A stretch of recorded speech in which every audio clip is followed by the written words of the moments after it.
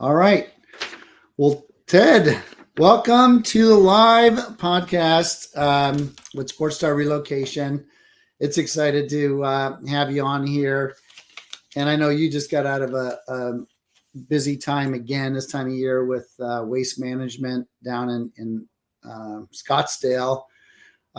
Did you see the hoopla out there this year? Was it as busy? I know last year you had Super Bowl going on at the same time. So maybe it was a little bit more peaceful, but it's always a kind of exciting time of year, isn't it? Yeah, it is. The weather this year didn't cooperate as much. I actually had friends in town from Chicago that ended up going back on, I think, Saturday afternoon to get home for Super Bowl with their families because of the weather. But Sunday was amazing. I don't know if you saw it, but it was obviously a very exciting end. And I think what they do, 2 or 3 playoff holes until that guy was just sinking all of his putts. So it was an exciting tournament. It's just a little cold and a little rainy this year. Yeah, it's always fun, fun event. Well, let me start with a proper opportunity to give yourself an introduction of who you are and where you're at. Well, Ted Petersen, and I'm handle the Phoenix metro market, really kind of Scottsdale and Paradise Valley and Arcadia and North Scottsdale. Teams here, obviously, the Cardinals, the Phoenix Suns, the Coyotes, and the Diamondbacks. My company, as you know, Ed, is SportStar Arizona, but I've been with you for every time we do this, it dates both of us. I think we've been doing this together for about 19 years. So was one of the first, and glad to still be a part of the network and the management team. Yeah, it was back in cold pizza days, remember? That's right. Yeah, that's right. That's how I found you. Yeah, exactly. Well, I think what's really important is to get to understand the housing market briefly. And in Arizona, when someone's new coming to that market, what are some of the choices and options, whether a new player, maybe on the lower salary range or just really conservative, to the elite guys that want that great, amazing home they've always dreamed of. Can you give us a little lay of the land with where these guys have opportunities to go to when they come to Arizona? Sure. It's a unique market in that, like you said, we cover a lot of the bases that athletes want and that attract them to Arizona. And the unique element is kind of the location of the different training facilities for the different teams. It's not as centralized as most people would think. So, like, for example, Cardinals, a lot of them live out in Ahwatukee or Chandler because that's where their training facility is. It's on the border of Tempe and Chandler. But then when you get to some of the players that are a little bit more established, whether it be with their contracts or their annual income, there's all sorts of really wonderful neighborhoods here to choose from, and they're all a little bit different, which is interesting. I mean, we've got very family-oriented neighborhoods like Arcadia. We've got, the multi-million-dollar estate neighborhood that's called Paradise Valley, and it's really called Paradise Valley for a reason. And then we've even got some North Scottsdale opportunity now because our market has grown so much over the last 15 years. And there's, I think they said during the Phoenix Open, like 122 golf courses within, 25 or 30 miles of where the Phoenix Open is played at the TPC. So there's a development up north called DC Ranch and Greyhawk, and a really elite community called Silverleaf. So, and then again with Old Town Scottsdale, and downtown, we've got high-rise opportunities as well, which a lot of times is Talk about the prices in those areas. You named off a lot of communities I'm familiar with. I've been out there, but if you've never been there before, what is a kind of a range of prices you can expect to spend out there? Well, if you're purchasing and you're okay being in a high rise, you can get something decent like a 2-bedroom with a decent amount of room in a nice part of town for, $500,000 to $700,000. There's like 1-bedrooms possibly for a little bit cheaper than that. But again, if we're talking specifically about athletes, then so many different elements come into play. I wouldn't put an athlete in a building that wasn't, secured and didn't have underground protected parking, and a place that, he would be okay being on the road as much as they are with the wife being at home. for so much of the time, or even a girlfriend. And then the whole family issue brings in another element of consideration.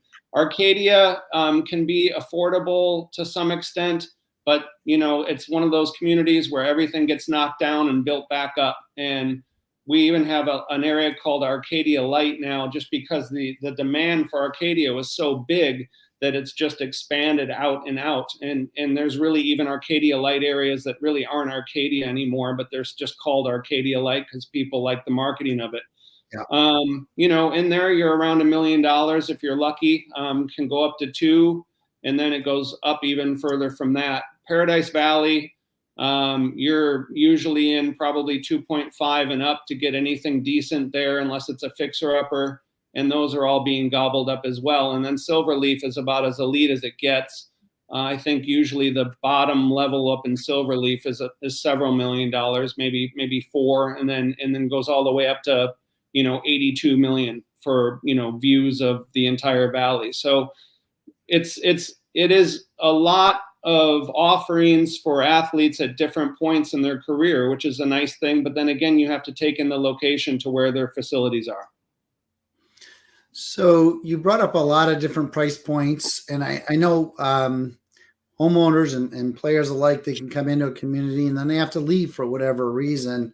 How is the rental market there if you do have to leave the marketplace? Yeah, it's our rental market's always been very strong. And as you and I were talking offline a little bit, I mean, you look at last year and we have Barrett Jackson every year. We have obviously the Waste Management Phoenix Open. We have spring training. We have a gem show. We have an Arabian horse show.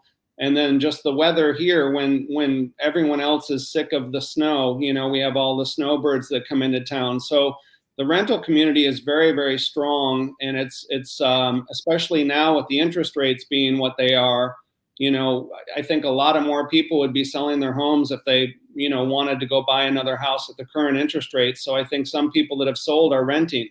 And that's kind of, clogged up the rental market even more than normal, which has made even spring training this year just being kind of even more of a headache than it normally is. And I love spring training. It's a great opportunity to get to know a lot of players and a lot of wives, a lot of financial advisors and their agents.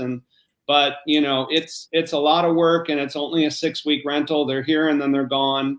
And the prices, owners know that they can jack up their prices for rentals during spring training. And, in a couple of my clients' cases, they're making $21,000, $24,000 in 6 weeks.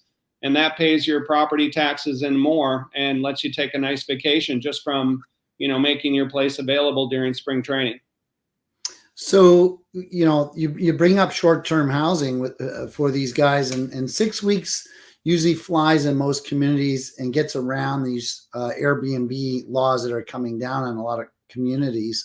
Yeah. What's happening in the Arizona marketplace as it relates to Airbnb and short-term rentals? If you owned a place and wanted to turn it into one, is it free reign out there, or No. are there rules? No, there's rules now, and actually the cities are getting involved, like Paradise Valley, which is one of the more affluent parts of town, if not the most, other than Silverleaf. They've cracked down on it big time, and you have to, file with the city, and they want to collect taxes on your income and all that good stuff. And then of course the HOAs, one of the things about Scottsdale that they've done is a lot of the HOAs have minimum, rental periods of either, 30 days, sometimes 90 days. And that I think is just increasing now as more and more people are going into the Airbnb market. But there's obviously demand for it. It's just, I think the HOAs are trying to get a handle on it. Well, I guess at least it's still nice that if you can get past on there, you can get some additional income for those short-term rentals, right? Yeah. A lot of my clients do it. Yeah.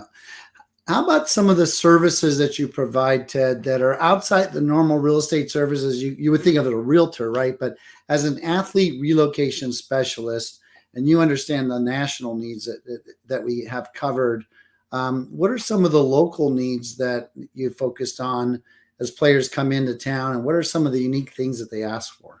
Yeah, I was thinking about that before our call, and it starts as easy as something as simple as what we use in our industry, we call the white glove service with the move. It's having people there to help you pack and unpack, which is technically called white glove service. But even more than that, I mean, it extends sometimes to luxury auto rentals. It's gone as far as, referring, doctors or OBGYNs. Landscapers here are important. I know we live in the desert. Not a lot of people have grass, but landscaping is important to stay up with. So as, pesticide control, housekeeping, access to gym memberships. You know how involved I can be in the restaurant business. So, whenever I'm at a new restaurant, I usually get to know the general manager, because I know it's only a matter of time till I have a client ask me for, on a night like tonight, I used to get calls all the time for like Valentine's Day reservations. But then as call far that as number on the screen if you need reservations tonight. yeah, so it kind of goes the spectrum in terms of all that stuff, and being here for now, I've been out here since I came from New York in 2001.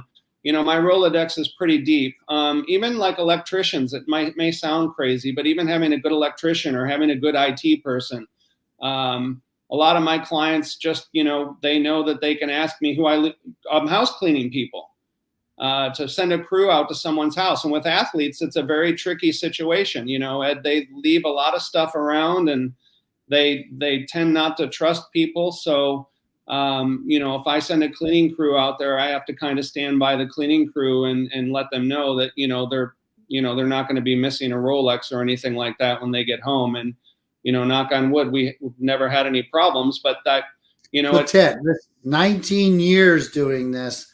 What's the craziest thing you've had to deal with that comes to mind right now?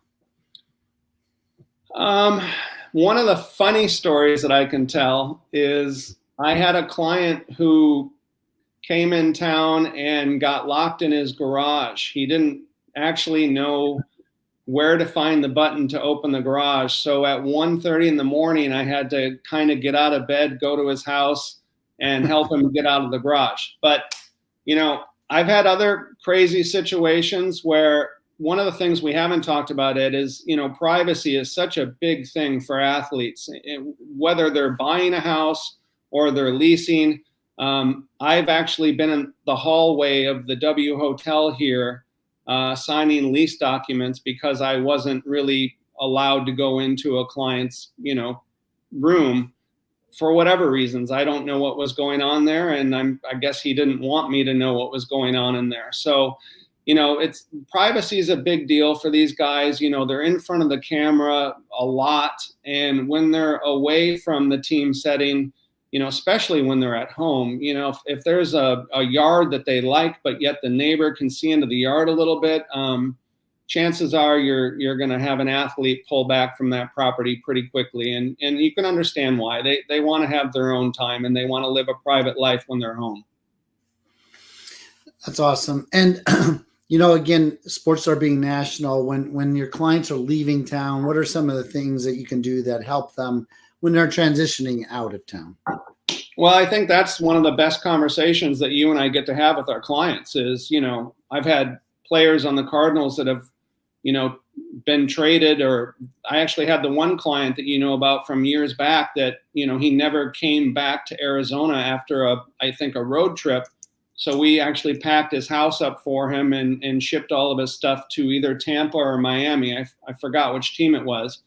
But then he got there for a while, and I think he finished the season there. In the off season, he got picked up by New Orleans. So I was able to use our New Orleans agent and put him in contact with my client, and then we got him settled in New Orleans. And then at some point he got, I think, released from New Orleans or got hurt and got picked up by, I think, the New York Jets.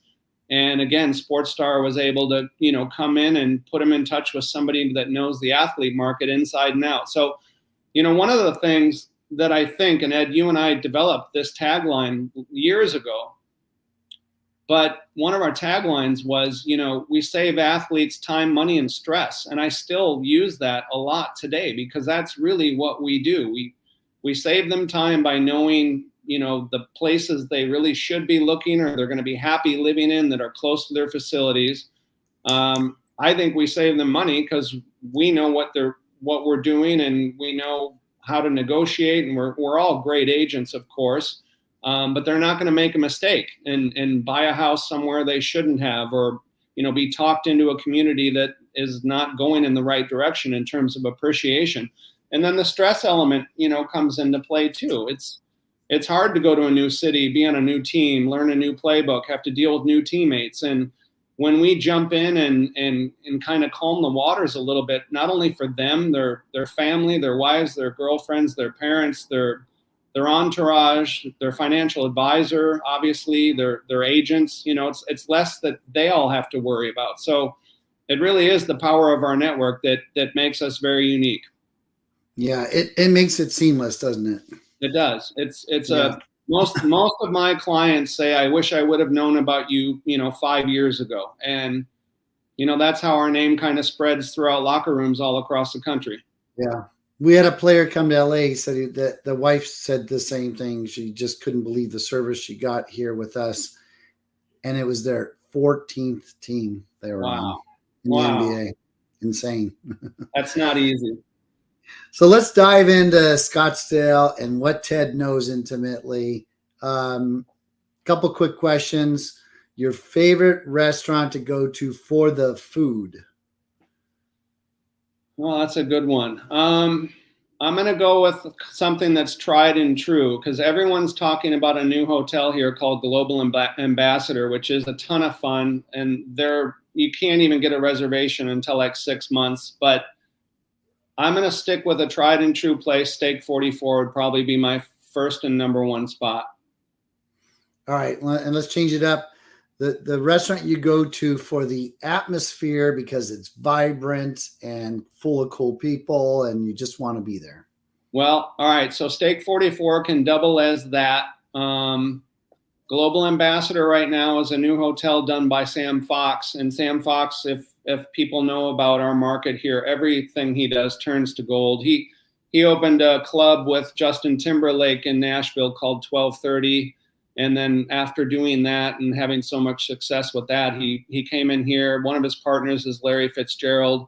And they did this hotel that's right at 44th and Camelback. And I've had friends that stayed there during the Waste Management Open just this last weekend, and they couldn't talk highly enough about it. Matter of fact, one of the days it was raining, they decided not to go to the Open, and they just hung out there all day and had a ball.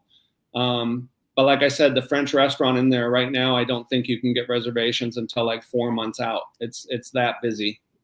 All right. And how about, where's your best pizza?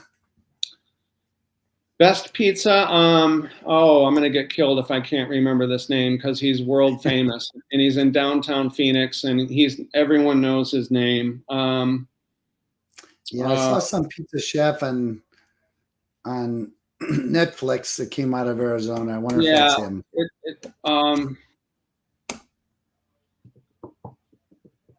It's probably him. He's got 2 locations downtown Phoenix, and again, it's like you have to get there at 4:00 in the afternoon to get a table. It's crazy. I'm sorry, I'm leave it as a mystery unless you think about it. All and right. What's your favorite pizza when you order pizza? It's funny. I'm from Detroit, as you know, and lately I was just in Michigan remodeling my cottage there, and I had Detroit style pizza for like the first time. And it blew me away how good it was. But I also spent time in New York City, as you know. I lived in New York City for 6 years. And so I really kind of like, the whole New York street slice pizza too as well. And they're both, they can't be more different, right? The Detroit style pizza is like this thick. And then of course, is that like Chicago? Is that like a Chicago pizza? Yeah. Detroit? It's like a deep pan pizza, and it's actually gotten incredibly popular lately. So I like both. I like them both. Well, great. Well, Ted, thanks for jumping on again. I put your number in the ticker if someone wants to reach you, and throw mine in there too, just in case. But closing out, anything special you want to say about Arizona and why it's a great place to live and come to? Well, I think we've been number 2 on the fastest growing cities for a long time now. And actually during COVID, Ed, as you know, so many people were leaving California and coming here. our like $2 to $6 million market just got completely gobbled up by people coming from California. The quality of life here is it's really wonderful. I mean, really the only thing we don't have is water, and some people have a problem with that, and I understand it.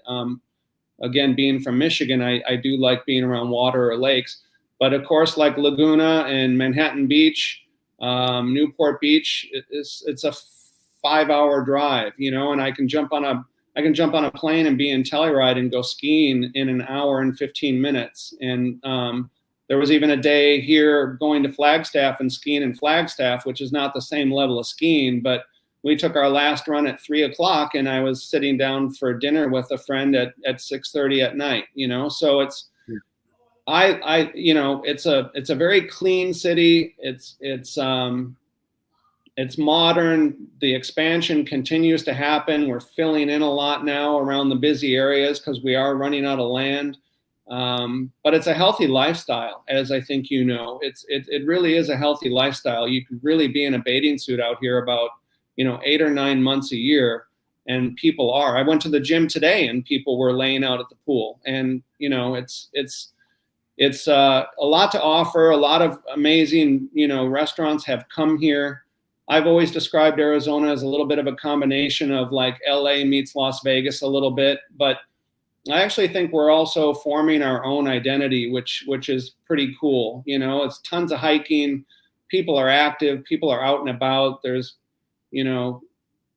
doesn't rain a lot here, so there's nice sports cars everywhere. As you've been out here and seen some of the cars, and I know you're a car guy. So, it's a wonderful place to call home is really what I tell almost everyone I talk to. So if you're interested or want an investment property or, looking for a second home, please reach out to me anytime. I'd love to help you out. Well, great. We always know we're in great hands when we reach out to you, Ted, out there.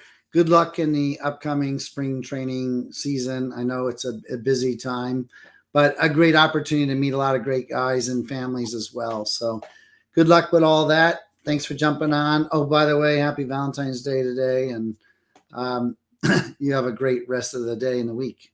All right. Thank you, Ed. It's been a pleasure. I'll see you soon. You got it. All right.